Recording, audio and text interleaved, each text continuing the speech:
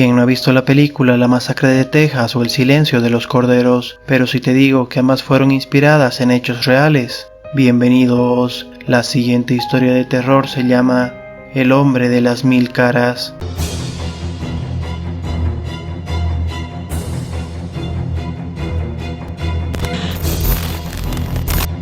Nacido el 27 de agosto de 1906 en La Crosse, como cruel broma del destino, estuvo siempre condenado a pasar a la historia como uno de los asesinos de serie más escabrosos y creativos del mundo. Reunía no solo uno de los factores primordiales para una carrera delictiva, padres abusivos, sino además se crió en la época más conservadora que ha vivido Estados Unidos. Eso generó en Ed Gein un conflicto interno que jamás cesó. Siempre reprimía internamente sus impulsos y su forma de ser, por lo que encontró otras maneras menos convencionales de expresarse. Su padre siempre fue ausente y era alcohólico, y aunque esto pueda parecer el caldo de cultivo para muchos psicópatas, lo cierto es que en el caso de Ed Gein fue su madre el factor más fuerte para desencadenar la que sería su conducta antisocial. Augusta Gein, madre de Ed, era una fanática religiosa con problemas mentales, entre ellos una profunda misoginia. Consideraba a las mujeres como el fruto del pecado original y que su única razón para existir era para la de tentar a los hombres. Jamás tuvo relaciones sexuales con su marido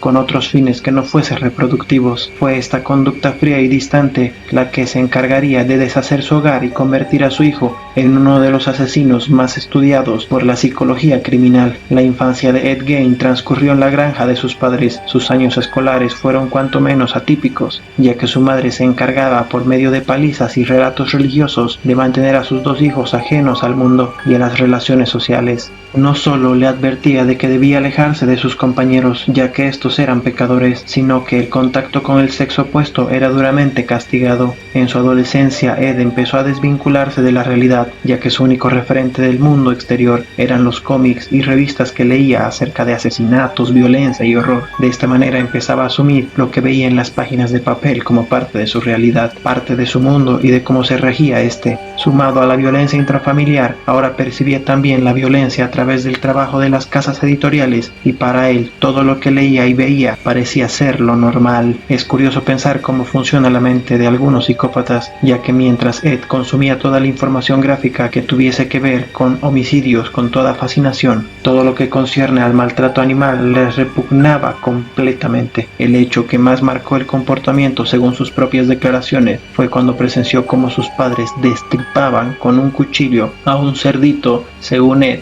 casi se desmaya. En 1940, el padre de Ed, George Gein, moriría dejando a su familia sin la principal fuente de ingresos. Este hecho obligaría a los hermanos Ed y Henry a trabajar para extraer el sustento a su casa. Durante el tiempo se desarrolló una relación extraña entre Ed y su madre, que desconcertaba a su hermano Henry, quien abiertamente manifestaba su descontento con el complejo de Edipo que poco a poco se apoderaba de su pequeño hermano. Henry Gein murió supuestamente en un incendio el 16 de mayo de 1944. Aunque la causa de muerte fue catalogada por las autoridades como asfixia, el cadáver presentaba evidentes signos de lucha, con varios golpes en la cabeza causados por un objeto contundente. A partir de este momento, Augusta Gein se convertiría en la única persona en la vida de Ed en todo su objeto de adoración. Sin embargo, esto no duraría mucho, ya que el 29 de diciembre de 1945 moriría de un ataque al corazón. Y Ed, manteniendo la habitación de su madre tal y como está, decidió tapiarla para que se preservase con el tiempo. Después de la muerte de su madre, el último de los Gein empezó a interesarse en los libros de anatomía y en los experimentos realizados en los campos de concentración nazis. Se ganaba la vida cuidando a los hijos de sus vecinos y realizando tareas de mantenimiento. Aunque excéntrico, nadie nunca sospechó que Ed fuese capaz de hacer algo tan barbárico. Durante este periodo ya empezaba a desaparecer personas en su localidad. El detonante de las investigaciones sería la desaparición de la tabernera Mary Hogan. Según el escritor Halon Shelner, Mary era muy parecida a la madre de Ed. El 8 de diciembre de 1954, a las 4 de la tarde, Mary se encontraba a punto de cerrar su bar cuando dejó entrar a uno de sus habituales a tomar un café. ese era Ed Gein. Una vez dentro, este le disparó con un revólver de calibre 32 y arrastró el cuerpo hasta su camioneta. Ni se molestó en limpiar la escena del crimen, porque horas más tarde llegaría Seymour Lester, otro granjero de Plainfield, que había salido a comprar un helado para su hija. Encontró la escena del crimen tal y como la había abandonado Ed. La taza de café seguía en la barra, el casquillo de la bala en el suelo y el rastro de sangre empezaba a secarse. Sin embargo, este caso cayó en manos de un alguacil inexperto que archivó el caso como un misterio sin resolver. Muchos empezaron a barajar que había sido víctima de alguna mafia, y cuando Ed bromeaba diciendo que estaba en su granja, nadie nunca lo dudó. Pero finalmente sería atrapado por un descuido. Fue el 15 de noviembre de 1957 cuando entró en la ferretería Berenice Worden a comprar un galón de líquido anticongelante. Esta ferretería empezó ese mismo día, nadie sabía de ella, pero el hijo de Berenice Worden denunció la desaparición de su madre y la última factura que se había registrado en la tienda estaba a nombre de Ed Gein. Es aquí donde sale a la luz una dimensión de lo desestabilizado que estaba Ed Gein y las dimensiones del distanciamiento con la realidad que sufría. Me parece que este es el inicio de una gran amistad.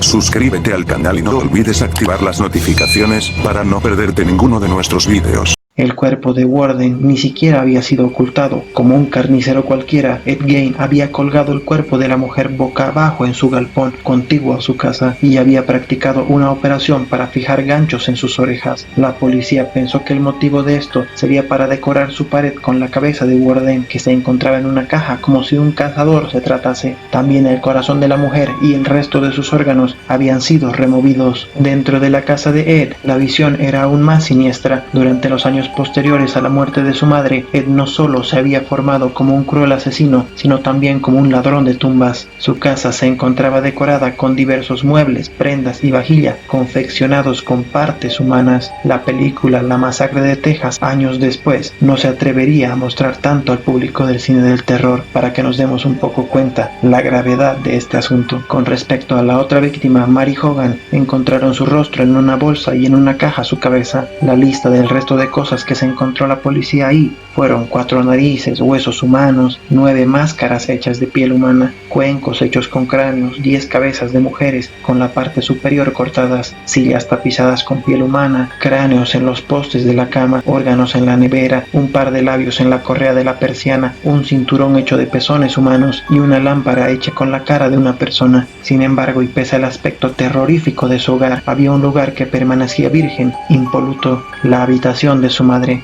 Durante el interrogatorio estuvo 30 horas en silencio. Solo cuando nombraron a Berenice Worden, Ed decidió hablar. Confesó que leía los obituarios todos los días y asaltaba las tumbas, que a veces no robaba los cuerpos enteros, sino solo partes. Algunos psiquiatras teorizan que quería convertirse en mujer y por eso la confección de las máscaras como Buffalo Bill en El silencio de los corderos, y otros señalan que sencillamente buscaba llenar el vacío que había dejado una figura materna, la única en su vida. Finalmente fue diagnosticado como un esquizofrénico con alucinaciones. Había admitido ser una herramienta de Dios para resucitar a los muertos. El juez lo declaró incapaz y lo enviaron a una prisión estatal, donde moriría a los 77 años de un paro respiratorio. Fue enterrado junto a su madre, Augusta Gein, la única persona en su vida. Realmente una historia atroz que dio pie a películas famosas como La Masacre de Texas, Psicosis, El silencio de los corderos y algunas series como American Horror Stories o